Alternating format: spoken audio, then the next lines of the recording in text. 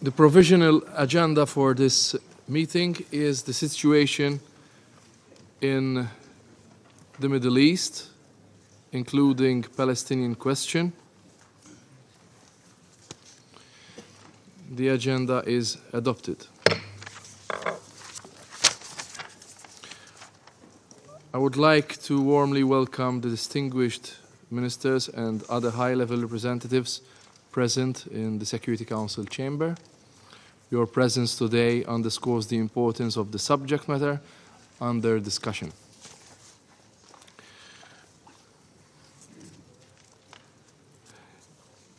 In accordance with Rule 37 of the Council's Provisional Rules of Procedure, I invite the representatives of Egypt, Israel, Jordan, Lebanon, Luxembourg, Saudi Arabia, the Syrian Arab Republic and Turkey to participate in this meeting. It is so decided.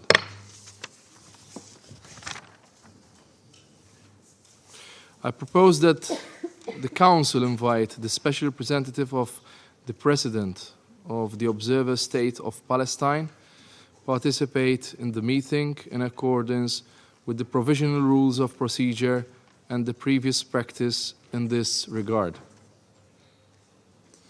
There is no objection. It is so decided.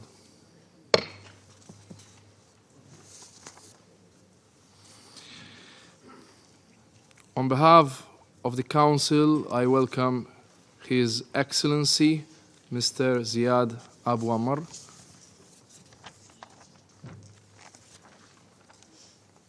In accordance with Rule 39 of the Council's Provisional Rules of Procedure, I invite Mr. Philippe Lazzarini, Commissioner General of the United Nations Relief and Works Agency for Palestine refugees in the Near East, to participate in this meeting.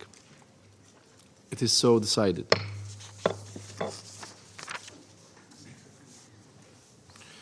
In accordance with Rule 39 of the Council's Provisional Rules of Procedure, I also invite His Excellency, Mr. Stavros Lambrinidis, Head of the Delegation of the European Union to the United Nations, to participate in this meeting. It is so decided. The Security Council will now begin its consideration of item 2 of the agenda. And I now give the floor to Mr. Philippe Lazzarini. Mr. President, member of the Council, this is a time of seismic change in the Middle East. At the heart of this region, the United Nations Agency for Palestine Refugees, UNRWA, is a stabilizing force. In Gaza, the agency is the backbone of the humanitarian operation, coordinating and providing life-saving assistance.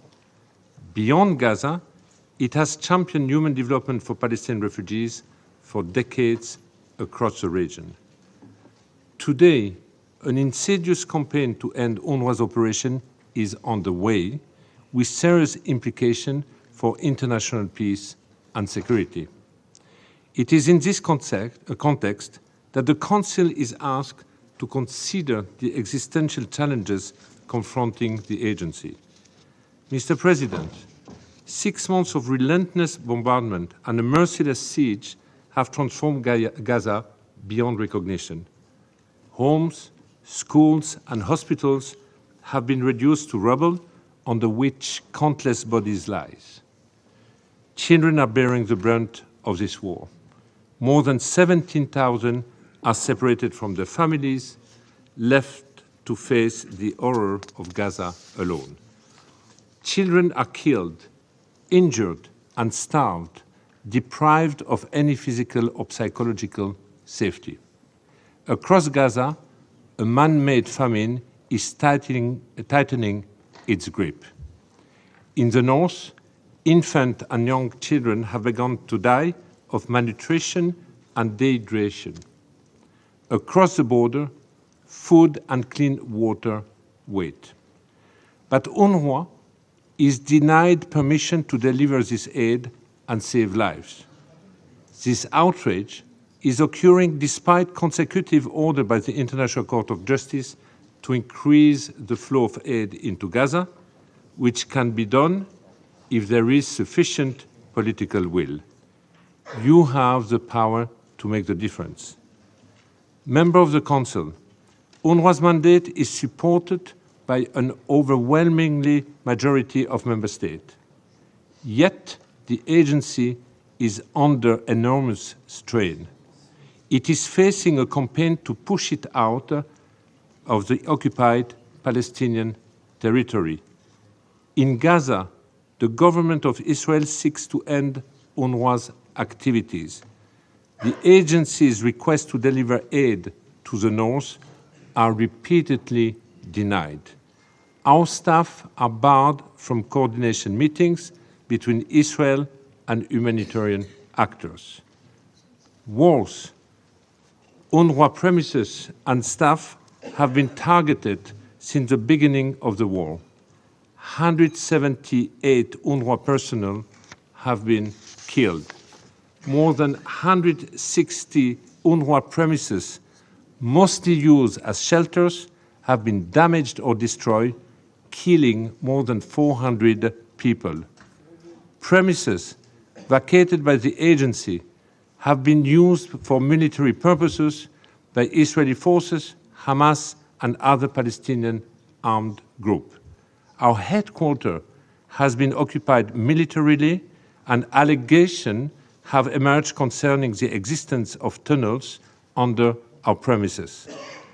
UNRWA personnel detained by Israeli security forces have shared harrowing accounts of mistreatment and torture in detention. Mr. President, we demand an independent investigation and accountability for the blatant disregard for the protected status of humanitarian workers, operations and facilities under international law. To do otherwise would set a dangerous precedent and compromise humanitarian work around the world. Member of the Council, the situation in the occupied West Bank is also highly concerning. Daily attacks by Israeli settlers, military incursion, and the destruction of homes and civilian infrastructure are part of a well-oiled system of segregation and oppression. UNRWA's operation space is shrinking, with arbitrary measures imposed by Israel to restrict the presence and the movement of staff. It is becoming increasingly difficult to keep our schools and health centers open and accessible. Legislative and administrative action to evict UNRWA from its headquarters in East Jerusalem and prohibit its activities on Israeli territory are also on the way. Mr. President, amid these challenges, serious allegations against individual UNRWA personnel in Gaza emerged in January. Horrified by this allegation, I immediately terminated the appointment of those concerned. The Secretary General ordered an investigation through the Office of Internal Oversight Services. In parallel, an independent review group is assessing how UNRWA upholds neutrality, a core principle guiding our work. Despite this prompt and decisive action, a significant amount of donors' funding remains suspended. This has serious operational implications and undermines the financial sustainability of the agency. Be assured that we remain firmly committed to implementing the recommendation of the review and to strengthening existing safeguards against neutrality breaches. Member of the Council, as I informed the General Assembly in March, calls for UNRWA's closure are not about adherence to humanitarian principles. These calls are about ending the refugee status of millions of Palestinians. They seek to change the long-standing political parameters for peace in the occupied Palestinian territory set by the resolution of the General Assembly and this Council. Accusations that UNRWA deliberately perpetuates refugee status are false and dishonest. The agency exists because a political solution does not. It exists in lieu of a state that can deliver critical public services. The international community has long attempted to contain, rather than resolve, the Israel-Palestine conflict. Lip service is paid to the two-state solution each time an escalation occurs, costing lives and hope. UNRWA was created 75 years ago as a temporary agency, a stopgap measure pending a political answer to the question of Palestine. If the international community truly commits to a political solution, UNRWA can retrieve its temporary nature by supporting a time-bound transition, delivering education, primary health care, and social support. It can do so until a Palestinian administration takes over these services, absorbing UNRWA's Palestinian personnel as civil servants. Mr. President, dismantling UNRWA will have lasting repercussions. In the short term, it will deepen the humanitarian crisis in Gaza and accelerate the onset of famine. In the longer term, it will jeopardize the transition from ceasefire to day after by depriving a traumatized population of essential services. It will make nearly impossible the formidable task of bringing 500,000 deeply distressed girls and boys back to learning. Failing to deliver on education will condemn an entire generation to despair, fueling anger, resentment, and endless cycles of violence. A political solution cannot succeed in such a scenario.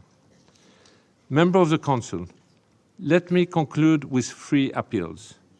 First, I call on Council members to act in accordance with General Assembly Resolution 302 and safeguard UNRWA's critical role, both now and within the framework of the transition. UNRWA has long been a custodian of the rights of Palestinian refugees. It can only relinquish its central role of providing critical services and protecting human rights when a political solution is realized. Until then, the political support of member states must be matched by funding. Second, I urge you to commit to a genuine political process culminating in a solution that can bring peace to Palestinians and Israelis. This process must uphold Palestinian refugees' rights and aspiration to a just and lasting political solution to their plight. Third, we must acknowledge that a political process alone will not guarantee a sustainable peace. The wounds that run deep in this region cannot be healed without cultivating empathy and rejecting dehumanization that is rampant, whether in political rhetoric or in the misuse of new technology in warfare. We must refuse to choose between empathizing with either Palestinian or Israelis, or showing compassion for either Gazan or Israeli hostages and their families. Instead, we must recognize and reflect in our words and action that Palestinians and Israelis share a long and profound experience of grief and loss, that they are equally deserving of a peaceful and secure future. I urge you to help realize this future through principled multilateral action and a genuine commitment to peace. Thank you. I thank Mr. Lazzarini for his briefing. I will now make a statement in my capacity as Foreign Minister of Malta. I began by thanking UNRWA Commissioner General, Mr. Philip Lazzarini, for his powerful briefing.